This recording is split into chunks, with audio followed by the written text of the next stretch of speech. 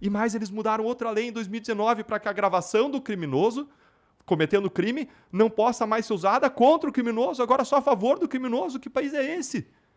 Isso porque grande parte dos escândalos de corrupção vieram à tona com a gravação do político recebendo propina. Foi uma regra enxertada, contrariamente à vontade do Sérgio Moro, no pacote anticrime que ele enviou para o Congresso. Não tinha essa regra, eles enxertaram e aprovaram agora para dizer que gravação do criminoso cometendo crime não pode mais ser usada contra ele.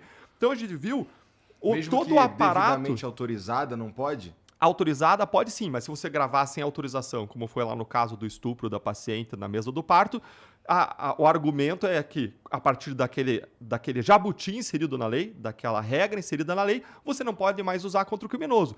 Então, o que você vê acontecendo ao longo dos últimos meses e anos, e tem que ser essa cara mesmo, Igor, é a cara de absurdo, tem que estranhar isso. Que país é esse? É a inversão daquilo que a gente acredita. Explicar um pouquinho melhor isso aí, que é o seguinte. Então, por exemplo, o que a lei diz? O que o pessoal fazia muito antigamente?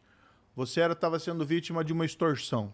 Podia ser por um particular, eu conheço um escândalo teu, se você não me pagar aí 100 mil, eu vou procurar os jornais. Ou podia ser, sei lá, um auditor. Exemplo, né? Um auditor fiscal, olha, se o seu estabelecimento não pagar para mim essa propina, eu vou multar. E aqui eu estou dando só um exemplo, pessoal. Não vai ficar bravo os auditores fiscais, ainda mais comigo. São na O que a pessoa normalmente fazia? Todos os... com todas as profissões. Sim, o que a pessoa fazia para se proteger? Às vezes ela gravava a conversa para ela ter uma prova antes de procurar a polícia.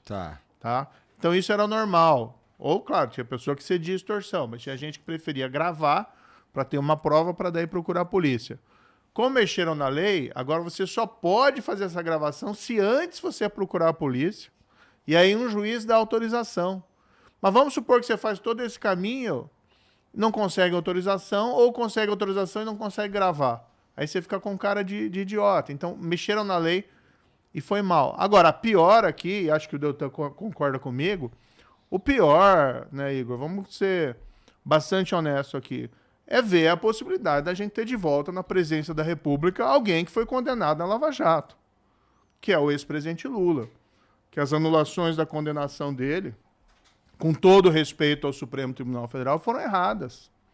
A gente viu todo aquele esforço que nós tivemos na Lava Jato, e não só foi contra ele, foi também contra outras várias pessoas, mas ele ali era o presidente à época dos fatos, e você tinha corrupção, não isolada no tempo e espaço, mas uma corrupção vinculada a um projeto de poder, assim como foi no caso do Mensalão, e de repente você tem essa anulação das condenações, que ninguém entende por quê, ninguém diz que ele foi inocentado, essa é a verdade, ele não foi inocentado. Ele está mentindo. Né? Bem, eu interroguei ele, né? Você entrevistou, mas quando ele fala que ele foi inocentado, ele não foi. Nenhum tribunal declarou ele inocente. O que houve, sim, ele foi beneficiado por aquela história do tapetão. Foi condenado no mérito, se entenderam que tinha as provas, eu proferi uma sentença, uma juíza em Curitiba proferiu a sentença em outro processo, no sítio de Atibaia. As duas sentenças foram confirmadas do tribunal, lá em Porto Alegre, por 3 juízes, né? 3 juízes profissionais, que ninguém nunca questionou qualquer questão relacionada à imparcialidade. Foi confirmada a minha sentença no STJ, lá em Brasília, por outros 5 magistrados. E 3 anos depois de ter ficado 580 dias preso, vem uma reviravolta na segunda turma do Supremo Tribunal Federal, numa decisão ali relatada pelo Gilmar Mendes, inventando ali, com todo respeito, que teria havido uma perseguição que não houve. E ele foi beneficiado. Hoje, ele é um símbolo da impunidade concorrendo à presidência da República. Então, como é que você consegue explicar isso para as pessoas? As pessoas que trabalham, as pessoas que dão o seu suor, as pessoas que ganham a vida honestamente. Como é que você vai explicar que hoje você pode ter alguém como o Lula concorrendo à presidência da República? Então o pessoal me questiona até, mas por que agora você está assumindo uma posição no segundo turno? Olha, eu sou contra o Lula, eu não concordo com isso. Eu acho que um país, uma democracia, uma grande economia se faz com base em integridade, honestidade. E eu preciso chegar para minha casa e falar para o meu filho que tem que ser honesto, que o crime não compensa. Como é que você consegue fazer isso num cenário desse? Então teve sim esse desmonte, que a gente tem que lutar no Congresso, lutar nos tribunais para que cumpram o seu papel.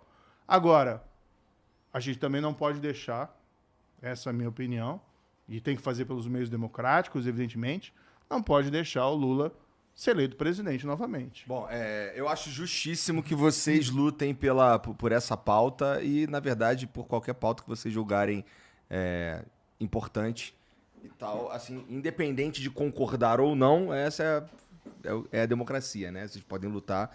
E, assim, eu não sou...